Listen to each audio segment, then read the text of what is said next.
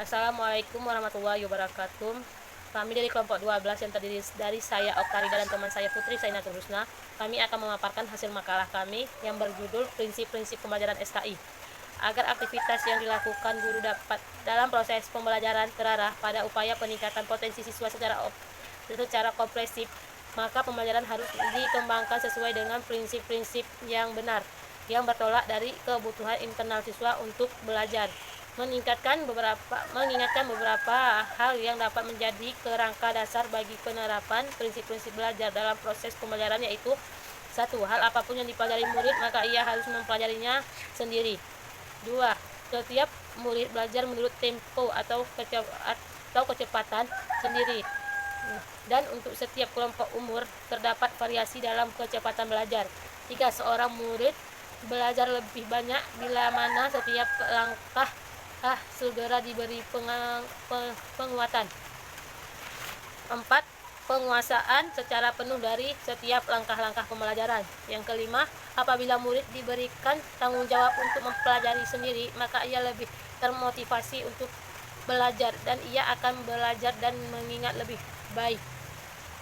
Yang B, implementasi prinsip pembelajaran dalam prinsip-prinsip belajar dalam pembelajaran. 1.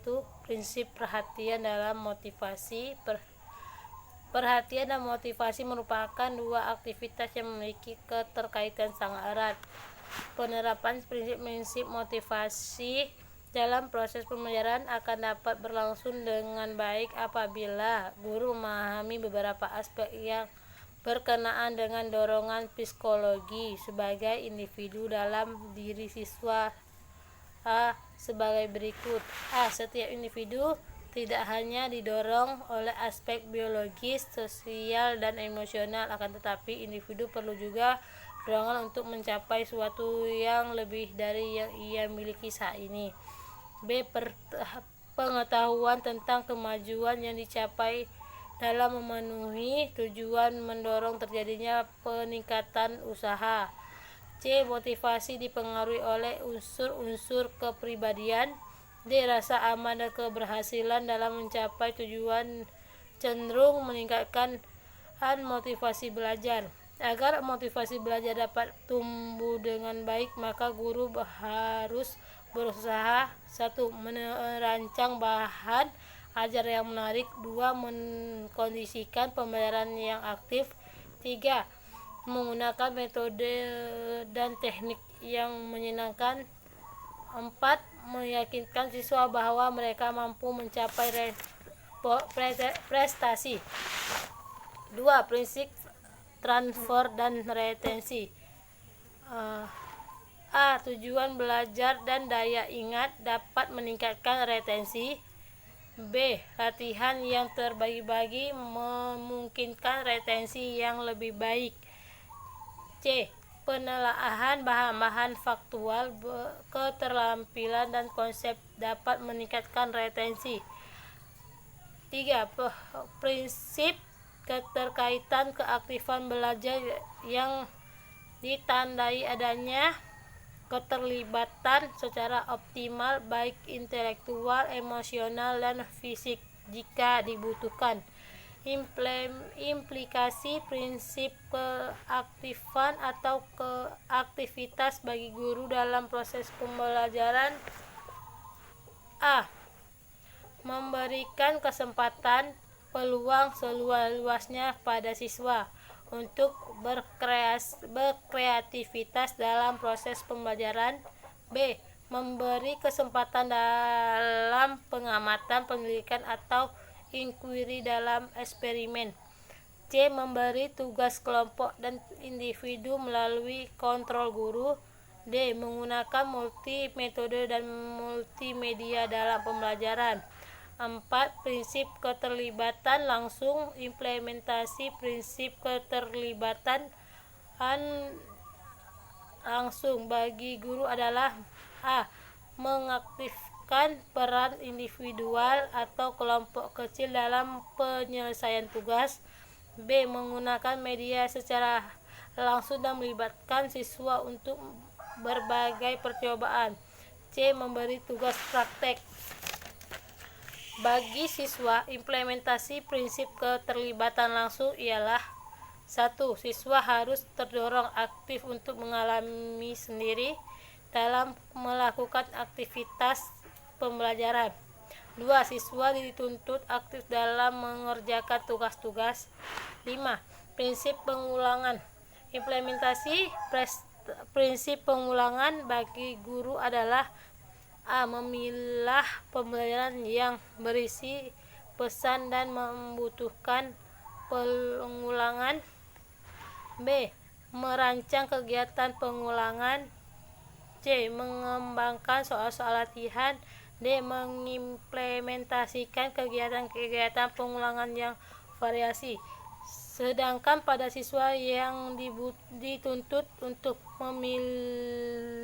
memiliki kesadaran yang mendalam agar bersedia melakukan pengulangan latihan-latihan, baik yang ditugaskan oleh guru maupun inisiatif dan dorongan diri sendiri.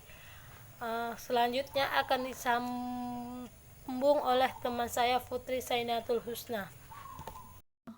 5. Prinsip pengulangan. Teori belajar klasik yang memberikan dukungan paling kuat terhadap prinsip belajar pengulangan ini adalah teori psikologi daya.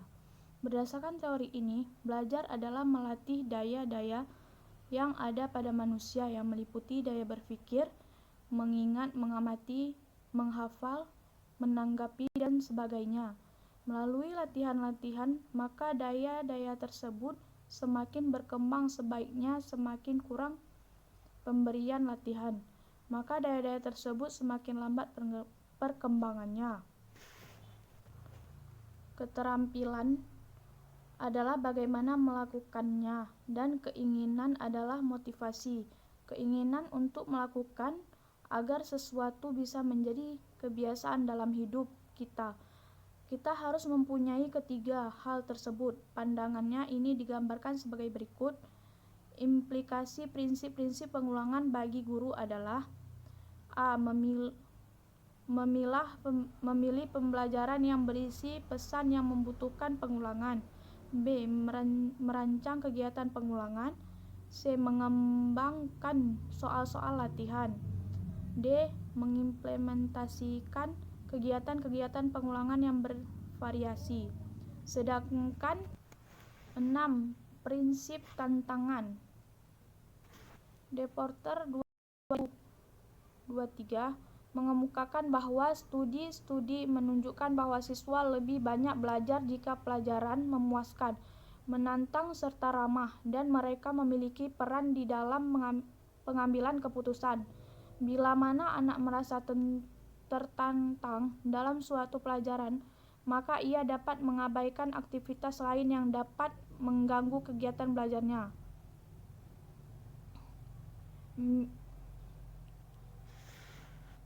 Mihaly Csikszentmihalyi, psikolog dari Universitas Chicago, dikenal karena penelitiannya dalam mendokumentasikan suatu keadaan di mana seseorang sangat terlibat dalam sebuah kegiatan sehingga hal lain seakan tak berarti lagi. Lohmann menjelaskan tentang keadaan flow ini: jika tuntunan terlalu sedikit, orang akan menjadi bosan. Jika tuntunan terlalu besar untuk diatasi, mereka akan menjadi cemas. Flow terjadi di daerah genting antara kebosanan dan kecemasan. 7. Prinsip balikan dan penguatan. Prinsip balikan dan penguatan pada dasarnya merupakan implementasi dari teori belajar yang dikemukakan oleh Skinner melalui teori operant conditioning dan salah satu hukum belajar dari.